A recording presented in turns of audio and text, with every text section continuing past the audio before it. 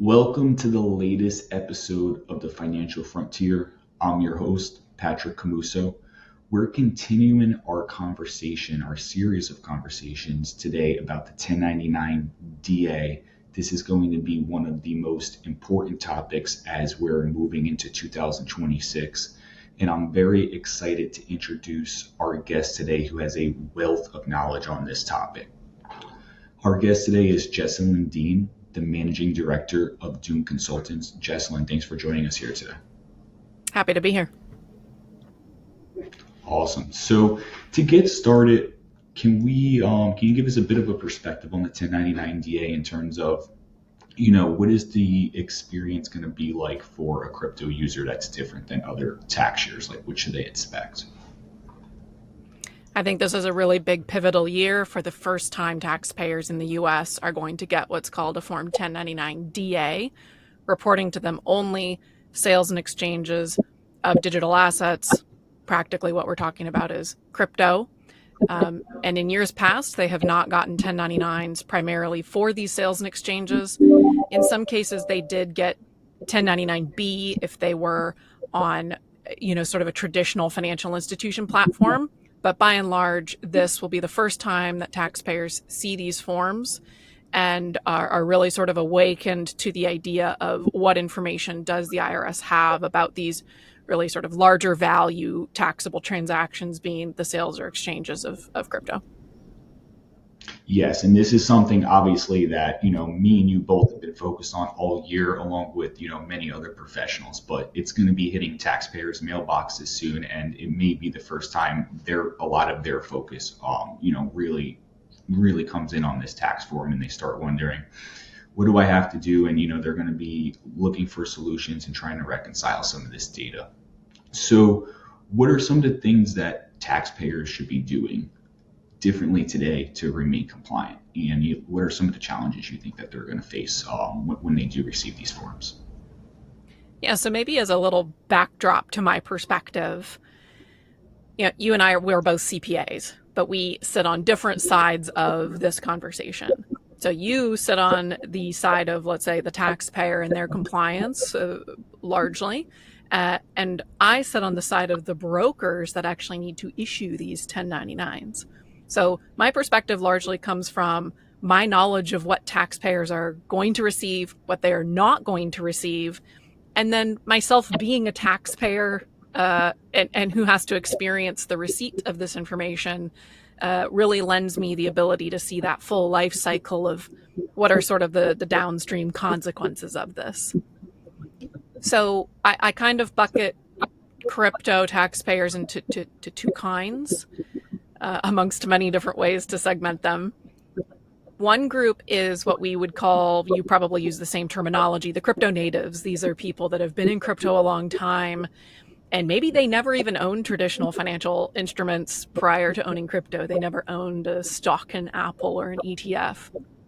And then the other bucket is what I would call like everybody else. They were either already in traditional financial instruments and arrived to crypto later, or they just have not been around in this space for 5 to 10 years, like someone like yourself.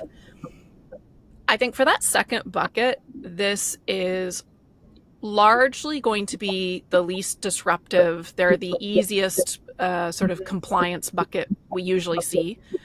Unverified statistic, but almost 80% of crypto users, sort of individually, not by volume, but by account, are people that buy, hold, and sell their crypto within a single platform. And those people are going to be really well served by the 1099 DA. Year one, it's not going to report cost basis, but it will report the proceeds. And in following years, it will report the cost basis. And those individuals will probably just continue doing what they have been doing, either using the software they've been using, their tax advisor, to just sort of reconcile things as needed. The other 20% is probably the crypto natives. And these are people that are buying, holding, selling, and transferring crypto amongst many different platforms, probably self-hosted wallets as well, maybe even using DeFi. And so for taxpayers to remain compliant from 2026 onward becomes a big reconciliation effort. In the past, it's just been self-calculation, self-reporting. So taxpayers in the crypto native space would have used what we call crypto tax aggregator software to help them bring all their wallets and activity into a single place, self-calculate their gains and losses and income events, and report that in their personal tax return. And there wasn't really a way for the IRS to say that wasn't correct or we have different information. From the beginning of 2026 and beyond, what we now face is the IRS having different information than what the taxpayer does, and the taxpayer being responsible for reconciling those two things. So reconciliation becomes the really big compliance piece going forward. Yeah, and that's going to cause a lot of friction for taxpayers, obviously, when they're getting these forms and they're not getting the cost basis information, even potentially for this upcoming year, even for the 80%. What are your thoughts on that, where like they're going to be receiving these forms and then they're not going to see them as fully accurate? Is there any communication that the platform should be focusing on regarding this to point them to, reconciling or sort of dealing with any, potential like fallout related to that? There's two big components to this. One of them is something every platform can do. The other component is something some platforms will do but may choose not to. The first one you led into it is communication. How can platforms communicate in advance to their customers what kind of tax forms they're going to receive, what kind of tax forms they won't receive, why those tax forms may or may not be accurate from the perspective of the taxpayer, what to do to ask for amended tax forms if the platform will even issue an amendment, which we could talk about more. Communication plan. Communication typically falls to the very end, and that's very unfortunate. You can go to Reddit, which is where I spend a lot of time, and see the kinds of complaints that people come to platforms with about 1099 reporting. So upfront communication, FAQs, and that communication plan also includes tax season is coming. What should you expect? What dates are things going to happen? What information are you expecting to receive but you won't, and why? That should be going out now if it hasn't gone out already by these platforms. And then there's the FAQs where that's sort of an after the fact. Someone gets a 1099 and they've got a lot of questions. What should they be doing? And when you deliver these 1099s to customers, you can be including those references in the emails. Hey, go to our website, navigate here to find more information, read this blog article, read these FAQs. And sort of tying that all into the touch points that customers have with the platform. The second part of communication with customers that platforms may take part in and they may not is what we call this broad umbrella of customer provided acquisition information, but I'm just going to call that CPAI for the rest of this discussion. A lot of taxpayers this year, there will be no cost basis reported on their 1099s. They have to self-report, self-calculate that. End of story. In the following years, cost basis will be provided only in certain circumstances, and it's going to take years before the quantity of times it's reported exceeds the quantity of times that it's not reported. So this will be a multi-year as crypto is sort of flushed through the market and cycled through. But in order for brokers to know the right cost basis to put on a 1099, they have to know what asset is being disposed of. And we call this lot ordering. Which lot, being a sort of collection of units of crypto, which lot is the one that has been disposed of by the customer? And very simply put, if a customer is doing HIFO, well, where a broker does not have cost basis information about a specific lot, then they can't correctly HIFO the assets because they don't know which one is actually the highest basis asset. So brokers are allowed to accept CPAI from taxpayers in order to select the correct lot for HIFO, FIFO, LIFO purposes. All to bring that into the point that this is optional for brokers to even offer this service. And many brokers are not prepared to do it. They don't have the systems in place. It's an incredible effort to be able to accept CPAI and have the programs in place to do that. And many brokers either won't have it in time or simply will choose not to do it. And so communicating that with customers is important so that taxpayers ultimately know, what does that mean for the 1099 I got in my hand? Because that leads into the reconciliation that we can talk about more. Yeah, because it's really a twofold issue. It's about having any cost basis information for any non-custodial asset that's going to hit that platform. And then it's also about which tax method are they applying to the assets that are on their platform. And both of those require interfacing between the broker and the platform and the taxpayer. And that's where there's going to be a lot of friction for many years to come, as you're saying. And it's interesting to hear that you're saying not all brokers are even going to be positioned to necessarily accommodate that, even in potentially future years. And that's obviously going to impact their relationship and probably the users on their platform to a certain degree, and create a lot of tax headaches. So that's pretty interesting. What about, so then there's the other piece of this too, is with that in perspective, then the taxpayers are getting these 1099 DAs in the reconciliation process. The burden is on them largely to reconcile all this data for tax reporting between all the transactions that they have and the third party that reporting that they're getting. And a lot of them are going to be using retail crypto accounting platforms and tax preparation software. So what would you advise these companies and these software providers to be preparing for from that perspective? Or like, what are you even seeing out there right now in terms of their preparation? So I kind of imagine in my head a software that allows the taxpayer to self-calculate the cost basis and the gains and losses on the sales and disposals that they had in a tax year, and then import the 1099s, compare them, and present the delta. Now, that's sort of a simple explanation of what I could imagine a software should do. But there's little details buried in there, which is, if you're a retail tax aggregator software, you do not want to be in the business of scanning PDFs and doing OCR recognition.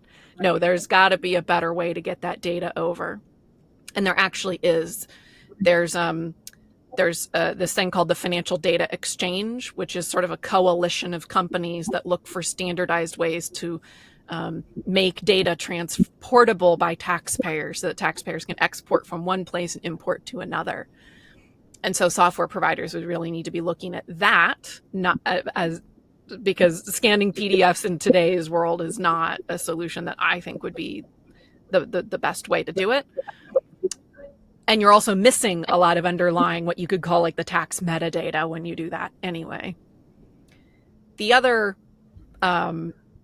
component of that is what I could say is the audit trail. So I was having this conversation on LinkedIn the other day in the comments sections of something I wrote, where somebody was bringing up this very topic about reconciliation. And I said, look, if you wanted to take a really simple approach, you could say, crypto tax aggregator software tells me that my cost basis is this, my gains and losses are this. And if I compare that to 1099s, it's a different number. We're just going to plug that as an adjustment and say, we don't know, we can't know how the 1099 was calculated. That's like behind the broker's walls. So we just plug it in as an adjustment, and we just rely on the taxpayer record.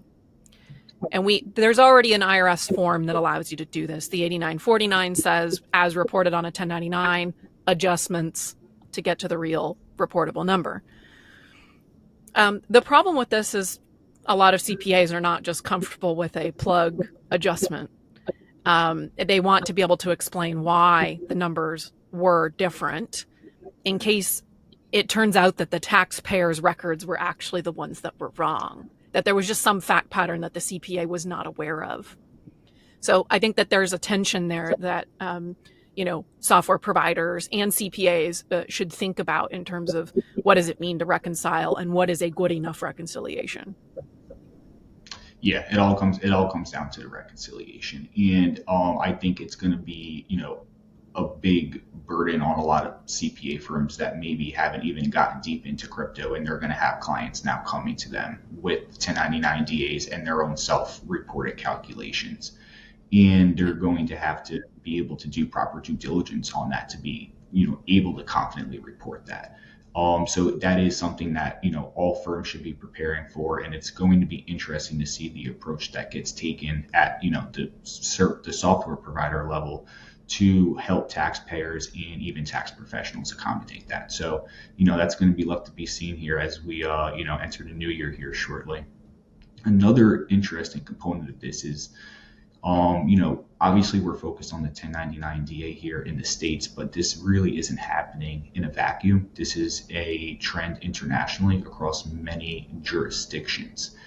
And, that's the nature of crypto. So these brokers, these platforms, these exchanges are in many cases going to have customers in many jurisdictions and possibly customers that may even have overlapping tax reporting in several jurisdictions. So have you seen that all in your experience when you're working with brokers where they're having multiple reporting regimes that they're going to have to comply with, even possibly across the same user? Yeah, so let's take a pause on the same user for a moment and say most crypto providers operate multinationally, meaning they offer their services to customers in more than one country. There are some exceptions to that. You see some very niche crypto exchanges that are focused on one country. But by and large, most of the platforms we're talking about with the largest volumes are multinationals. And yes, they need to consider US 1099 DA requirements and these other crypto tax reporting requirements in other countries, which aim to do the same thing, which is detect offshore evasion using financial or crypto assets, but also the pre-filling of tax returns. Hey, compliant taxpayer, here's information to help you compliantly file your tax return so that we both have the same information. These tax reporting rules do both of those things. And so a multinational crypto company needs to think about all of these. Now, if you talked to me 8 years ago, I might say that the same customer had to be documented in multiple ways. And when we say documented, we mean the broker needs to know who they are, their name and tax ID number, and what country they are tax resident in. Mm-hmm. But over the years, as the crypto industry has matured, regulation has rolled out around the world, what a lot of major crypto platforms do is they silo their customers into regions. So what you would normally find is that your U.S. entity deals with only U.S. customers. Let's say your Irish or your French or your German entity only deals with EU member state customers or European Economic Area customers. Your UK entity only deals with UK customers. Your Singapore entity deals with maybe just Singapore customers. And so you have a lot less of these situations where a US company is exposed to European regulation for tax reporting just because everybody's kind of been segregated. It's not that clean. It's not that perfect. You still have people that move around and migrate and change residency during the year, and you don't necessarily sort of kick them out, move them around if you're even aware or have detected that they moved. So, yes, these crypto companies do need to comply with multiple sets of tax reporting regulations, not just the DA. But the likelihood that a company actually needs to document the same person under multiple sets of rules right now is very low. With one pretty niche exception, actually is tokenized securities. So what we're seeing is companies outside of the US that are tokenizing US equities and making them available to customers outside of the United States. And this actually presents some really messy outcomes that they may need to document their customers under US 1099 rules as well as local tax reporting rules because of how the US perceives derivative instruments in US equities. But that's a pretty niche situation. Going forward, kind of bring this story in for landing, there will be, in the United States, the need to document under two sets of regulations. So when the United States implements the CARF, which is this International Tax Data Exchange Crypto Asset Reporting Framework, what the US is basically saying is, hey, we will require financial institutions in the United States to identify and detect people that are not residents of the United States so that we can share that information back to the home country of that customer. And in order for financial institutions in the US to do that, they will need to collect information that they do not currently collect. The timeline for that is 28, 29. So it's sort of not a today issue, but we can talk more about that legislative process, when it gets closer to seeing some proposed regulations, which we may see in 2026. And would you expect the data under those two to start to converge in the future as they start to try to comply with the CARF side of things too, or no? Probably not. No, for a very specific reason. Right now, most people listening, I hope, are familiar with what's called a Form W-9. This is a document that people fill out when they open financial accounts, where they disclose their name and their tax ID number, a social if you're a natural person. A W-9 does not tell you tax residency. It only tells you if I'm a U.S. citizen or U.S. green card holder or otherwise a U.S. resident. And so the problem is that financial institutions in the United States have not been collecting tax residency of their customers. They've just been collecting, are you a U.S. person or are you not? And the problem with that is that under CARF, you need to identify all tax residencies of the individual. I use myself as a tribute to this example. I am a U.S. citizen who is also a tax resident of Italy and sometimes a tax resident of the Netherlands. And if I open financial accounts in the United States, I only fill out a W-9 to say I'm a U.S. citizen. And they don't ask me anything else because under current U.S. law, they're not required to. So once the CARF is implemented, all these institutions will basically have to repaper every single customer to ask them find out if they are tax resident in some other jurisdiction that is not the United States. Yes, and that will be a really big deal. It's going to be a big undertaking. Yeah, so that's going to be interesting as we look ahead. We'll have to bring you back on as that starts to unfold here in the future. So when we're looking, obviously the 1099 DA is a huge change here in the U.S.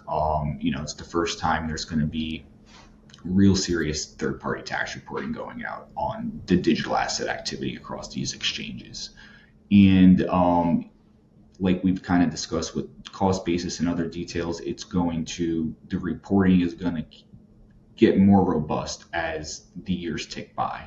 So, over the next maybe 3 to 5 years, what do you think some of the maybe overlooked or underestimated consequences of the 1099 DA and, the changes that this is going to bring maybe?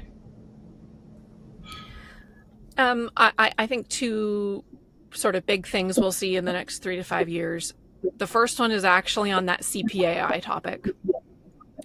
Platforms that don't originally offer CPAI, I think, are going to start seeing it as a disadvantage, where customers may choose to use other platforms that allow them to give CPAI, especially when you're that one taxpayer that just uses one exchange. CPAI may be less relevant to your fact pattern, but if you only occasionally transfer things off and on and you just really like the simplification of a platform that serves your needs the best and makes tax time easy, that may start to be a factor. So the ability to provide customer provided acquisition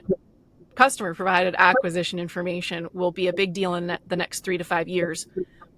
The funny part about that is after that, it will start to fall off in relevance, because part of the broker regulations that was deferred, meaning the government has not written the regulation yet, is that at some point in the future, brokers will be required to transfer cost basis information between themselves. This is what already happens in the traditional financial security space. When you move, shares of Apple from Schwab to Fidelity, they are required to move my cost basis information. And eventually crypto platforms will be required to do this same thing. We think that those regulations are very challenging to write. It will take time to implement, and that could be at around the 3 to 5 year mark. And so the relevance of CPAI will drop, but it will still be important for customers that move their assets down to a private wallet and back onto exchange, because then it really is your information. There's not another broker involved in providing that. And then the other thing I think that will be really significant in the way that accounts are structured and just how we even experience these crypto exchanges is that point that I made a little bit ago about there are still some crypto exchanges out there that don't segregate their customers into different geographies. And I think that we will continue to see that push. What impact would that have? 2-3 years ago, if you were a US citizen annoyed trying to open an account in the US, as long as you had the right identity documents, you could just go open an account at an exchange outside the United States. And that was easy enough to do. But the more and more that we see these regulations, sort of the need for companies to ring fence stuff, the ability to do that is slowly reduced. And so I think what customers have experienced in the past as relatively easy ways to choose where to put their money, they'll see a lot more, blockers put up. Sorry, we don't provide services to customers in your region. We'll just see more and more of that with crypto tax reporting regulation like this.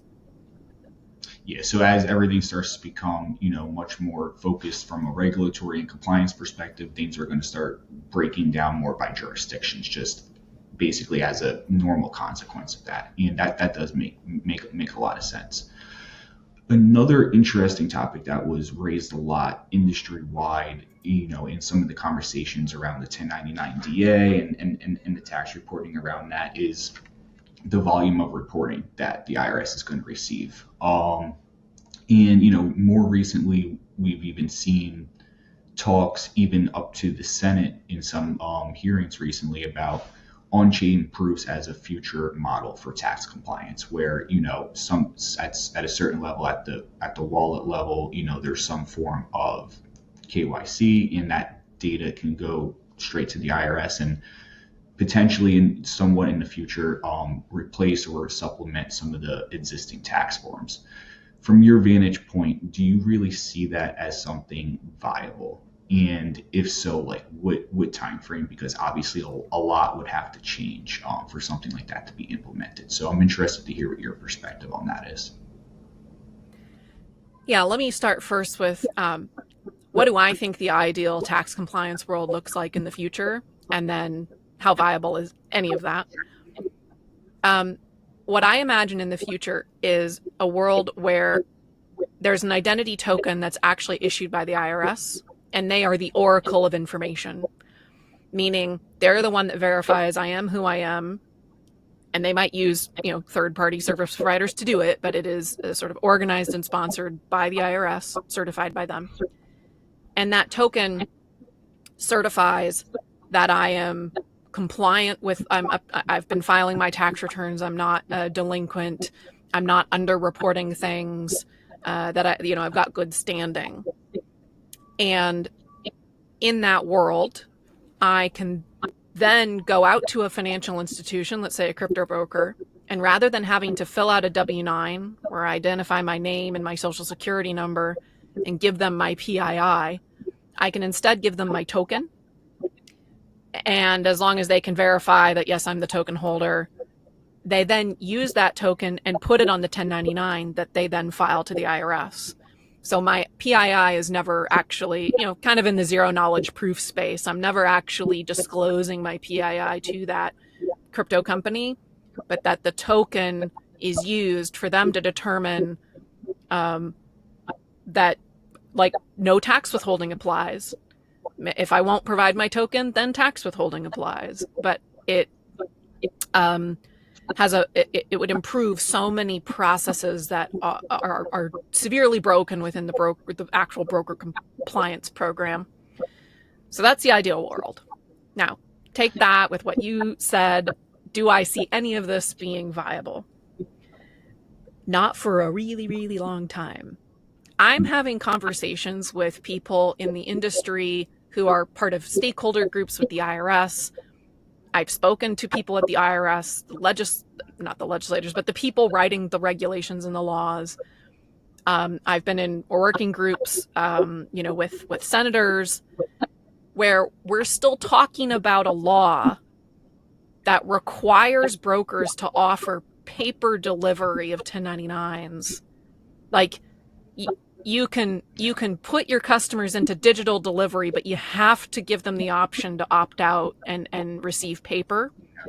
We're also still talking about fax numbers and faxing things to the government. Digital signatures on things versus wet signatures being still required on things. We are light years away from a world where a digital token replaces all of this. That being said, I have seen some really quite innovative ideas that the current administration has really been pushing forward. And so, maybe I'm wrong and maybe it happens sooner than I would have expected. But I think it's not viable in the next 10 years. Yeah, it's gonna take quite some time. It is a very interesting topic, and it's interesting to see that it's even being discussed at this level. At this point, eventually, it probably is where the future's going. Another issue that sort of arises out of that, and even touches us now, just over the past, I would say, like, I guess 2 years at this point, with the 1099 DA and the revenue procedure and everything else, where the question of identifying your wallets and does the industry want to reveal their identity on chain?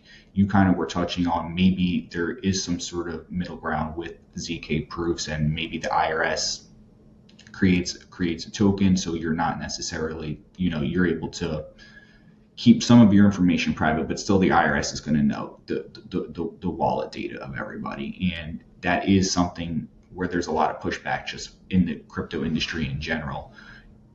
Obviously, like, in the future, it's going to go that direction. So what is the middle ground that you think regulators and the industry are going to reach regarding that?